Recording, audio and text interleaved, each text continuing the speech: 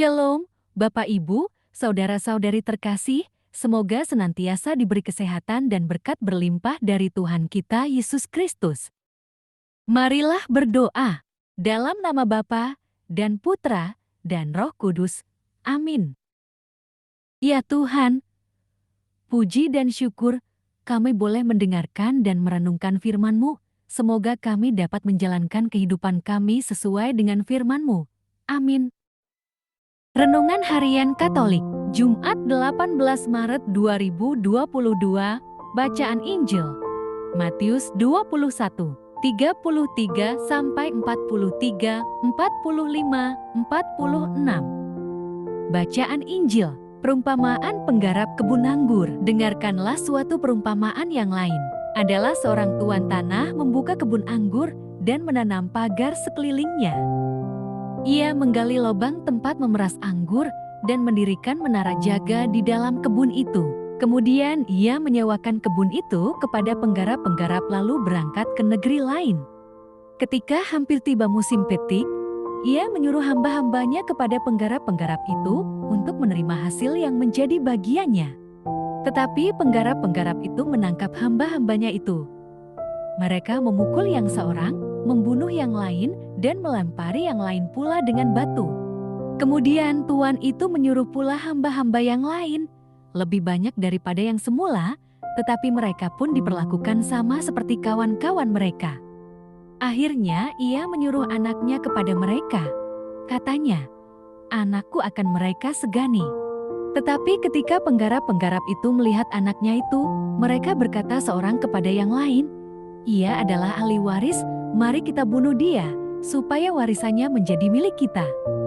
Mereka menangkapnya dan melemparkannya keluar kebun anggur itu, lalu membunuhnya. Maka apabila tuan kebun anggur itu datang, apakah yang akan dilakukannya dengan penggarap-penggarap itu? Kata mereka kepadanya, "Ia akan membinasakan orang-orang jahat itu, dan kebun anggurnya akan disewakannya kepada penggarap-penggarap lain, yang akan menyerahkan hasilnya kepadanya pada waktunya." Kata Yesus kepada mereka, "Belum pernahkah kamu baca dalam kitab suci? Batu yang dibuang oleh tukang-tukang bangunan telah menjadi batu penjuru.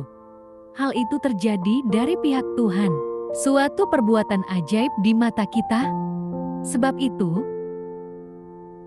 aku berkata kepadamu bahwa kerajaan Allah akan diambil daripadamu dan akan diberikan kepada suatu bangsa yang akan menghasilkan buah kerajaan itu." Ketika imam-imam kepala dan orang-orang Farisi mendengar perumpamaan-perumpamaan Yesus, mereka mengerti bahwa merekalah yang dimaksudkannya. Dan mereka berusaha untuk menangkap dia, tetapi mereka takut kepada orang banyak karena orang banyak itu menganggap dia nabi. Demikianlah Injil Tuhan, terpujilah Kristus. Renungan Injil, belajar dari perumpamaan. Umat manusia adalah insan yang penuh dosa. Tidak satu pun dari kita bebas dari dosa. Karenanya, Allah melalui Kristus Yesus menganugerahkan keselamatan bagi seluruh umat manusia. Permasalahannya adalah dalam kondisi berdosa, seringkali anugerah itu kita abaikan. Padahal, pertobatan dimulai dari kesadaran akan betapa berdosanya kita.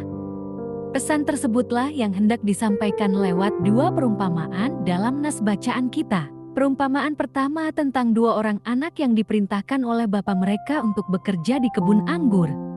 Anak sulung adalah penggambaran para pemimpin agama waktu itu yang hanya sibuk menampilkan kesalahan di depan orang lain, tetapi tidak pernah benar-benar melakukan kehendak bapa. Di sisi lain, ada anak bungsu yang pada awalnya menolak perintah bapaknya, namun menyesal, lalu melakukan apa yang diperintahkan kepadanya. Anak bungsu mewakili para pendosa yang mendengar firman Allah, kemudian menyesal dan bertobat. Kritik terhadap para pemuka agama tidak cukup sampai di situ.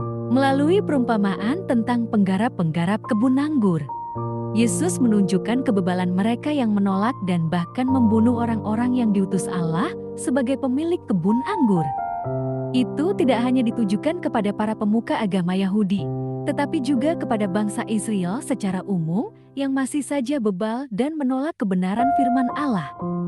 yang telah disampaikan dari zaman para nabi hingga ke kehadiran Yesus Sang Putra Allah. Melalui kedua perumpamaan itu, mari kita melihat, jangan-jangan kita sering bersikap seperti para pemuka agam yang dikritik Yesus itu. Kita merasa diri benar, berlindung dalam jubah kesalahan yang semu, dan menolak undangan pertobatan dari Allah melalui firman-Nya yang kudus. Pilihan memang kembali kepada diri kita masing-masing, namun jika kita ingin menjadi pekerja yang baik bagi Allah dan merasakan sukacita sebagai hamba-Nya, marilah kita bertobat dan kembali ke jalan-Nya. Amin. Marilah berdoa. Allah Bapa sumber pengharapan, Engkau telah mengikat perjanjian dengan semua orang melalui Yesus yang terurapi. Semoga kami selalu berpegang teguh pada Dia dan berkembang menjadi umat yang patuh setia dengan pengantaraan Yesus Kristus, Putra-Mu, Tuhan kami, yang bersama Dikau, dalam persatuan Roh Kudus, hidup dan berkuasa, Allah, sepanjang segala masa.